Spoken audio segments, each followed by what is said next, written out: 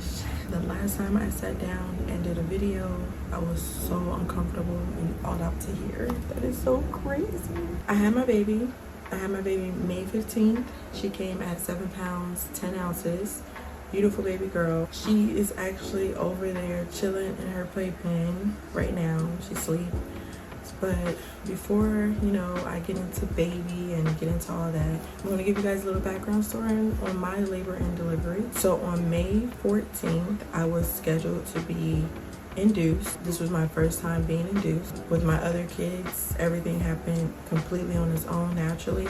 But me and my doctor, we had talked about it and everything. And she basically told me at 39 weeks, if I'm not showing signs of labor or my water hasn't broke or anything like that, we're going to schedule you for an induction. I was like, okay. So she scheduled my induction for May 14th at 12 o'clock p.m. My doctor had told me to call an hour ahead to make sure that we had a room and everything. I called an hour ahead on May 14th, and they told me they did not have a room for us, so they will call us back when they had a room. So we're waiting and waiting and waiting and waiting. The whole day goes by, and I'm just like, oh my gosh, what's going on? So they called me back at 3 o'clock in the morning, 3 a.m. on May 15th, and they basically was like, hey, we have a room for you. You guys can head this way. So we got up, got dressed, headed out the door. We dropped Soraya off. Everything was already in the car because we were supposed to go in May 14th, but they didn't have room for us. So, and Tay was up the whole entire night. So we got to the hospital. I got undressed. She hooked me up to my IV.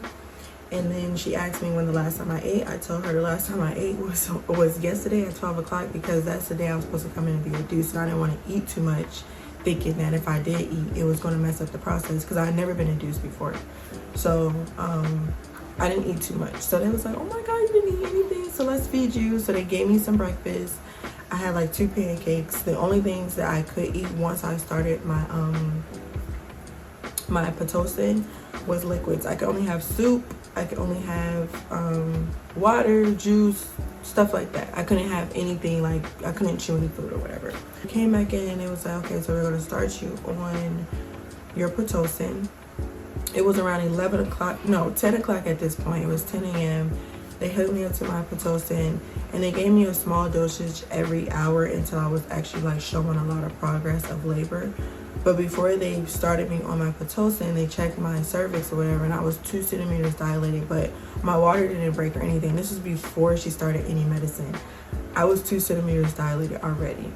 So once she started me on that, she was like, okay, we're going to come back in periodically, probably like every 15 minutes, and just check on you, see how baby's doing, see how you're doing or whatever. So I was like, okay, cool. I'm still 2 centimeters dilated, not making any progress at this point. So she gave me some more, and I think she upped my dosage. I'm not sure, because I think she did though, because when she upped my dosage, my contractions started getting stronger and stronger and stronger, and it was like super intense, and I could not take it. So I was like, I want to avoid the epidural as much as possible. And they knew that because I also had a birth plan and I had given that to them, but I wanted to avoid that. So she gave me some medicine. I forgot what it was called, but she put some medicine through my IV. She checked my cervix, 2 centimeters dilated. She gave me the medicine. It only worked for about 10 minutes. Y'all, those contractions was intense. She was telling me it was every 3 to 5 minutes, but baby, they felt like they was a minute apart. Like they kept coming back to back to back to back. Once it stopped, it started again. Stopped, started again. It was crazy. After that, some time goes by. They're getting more and more intense, and I'm laying on the bed. This is when I don't know if y'all, the baby is sneezing. Oh my goodness. Tay had woken up. He's next to me or whatever because my contractions are stronger. So he's like, okay, let me get by her side. Let me make sure she's straight. The things was painful, y'all. Like, I feel like they was more painful than my other babies. Like, for real. He was holding my hand, asking me what he could do. Like, is there anything I could do? Like, I'm just like, no, I'm just in pain. Like, they hurt so bad. I was on my side. It was just, oh my goodness. I was trying to be on my phone and play a game, but it just was not working. And then literally, I want to say 15 minutes go by and my water breaks, and it's like this huge gush. So my water broke, and I looked at Tay. I was like, my water broke. So he got up and he like went out the door and told the doctors, like, she said her water's broken or whatever. So the doctors come back in. He was like, oh my God, you're making so much progress really fast. Like, it was quick. Like as soon as I started my Pitocin, everything started happening so fast. I kept telling them like I had to use the bathroom, but they was like, well, your water's breaking, so you sure it's not that, or you really have to pee? And I was like, no, I have to go to the bathroom. Tay and the nurse, they was helping me walk over to the restroom. I sat down and I just realized I did not have to pee. I guess it was just the urge of me having to pee, but nothing came out. So I'm walking back to my bed, and she was like, she's gonna put a little stool down, like a step stool, and a little mat right there so I can stand on it. Because she was like, if you just, you know, move around, do other positions instead of lay it down, it'll help bring the baby down some more. And if y'all seen my last videos, y'all already seen how my belly was positioned. I was already low, like the baby was already down there. Like every time I went to the doctor, it was like, wow, she's really low. I'm walking back to my bed, and my water's just breaking. It's just breaking. So I lean over the bed, and I'm just like, oh my God, these contractions are just intense. Like they got more and more intense, and the water was just coming out, and I was just like, oh my God. Because you guys know when you go into labor and your water's breaking, you're having very intense contractions, it's hard to talk through them. So I'm like, can I have some more medicine, please? Like I couldn't give her a full sentence. Like that's how I was talking, because the things was hurting so bad. But she was like, I can give you some more medicine, but I'm gonna have to check your I'm gonna have to check to see how dilated you are. And I was looking at her like, oh my God, again. So I got up on the bed, you know, I laid down, and she checked my cervix, and she was like, well, you're 7 centimeters dilated. Actually, I was 5 before I went to the bathroom. When I came back, I was like 7-8 centimeters dilated. So they was like, oh, well, you're actually past that, so we can't give you any more pain medicine, but we're gonna set you up so you can get ready to push and everything. And I remember back, and when she said that, I was like, wait a second. Well, all my other kids, they made it very clear, like you cannot push until you're 10 centimeters dilated. And I'm just like, what? But I think because I was progressing so fast that they was like, by the time you get up on this bed and you're laid back and everybody's in here and everything's ready, you'll be ready to push.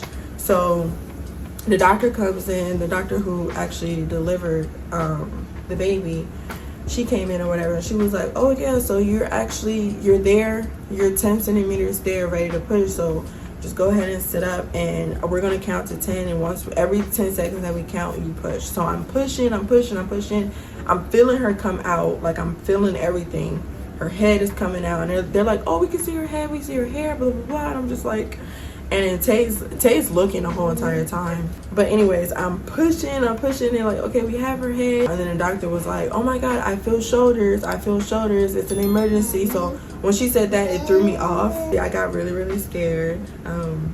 It sounds like the baby about to start crying, so I might have to go get her in a second. Soraya's trying to give her pacifier.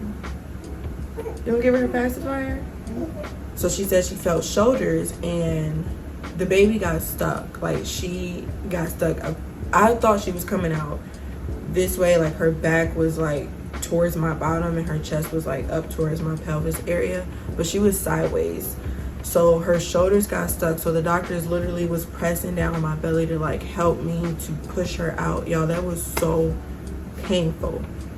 And then her arms all up in there, like trying to push her out, like pull her out.